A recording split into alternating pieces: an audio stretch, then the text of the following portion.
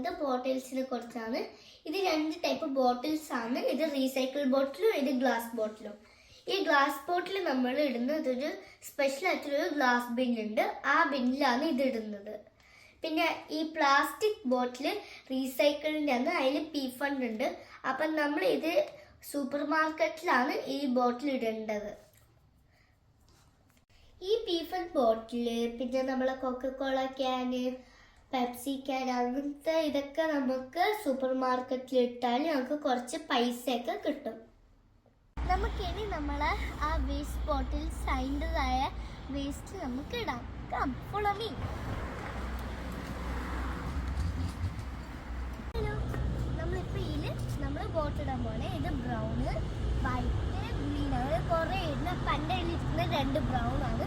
ഇങ്ങനെ വെക്കുക.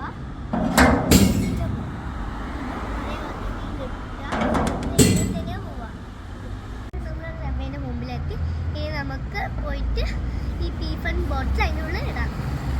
ഈ ബോട്ടിൽ ഇപ്പം നമ്മൾ ഇടുവാണ്.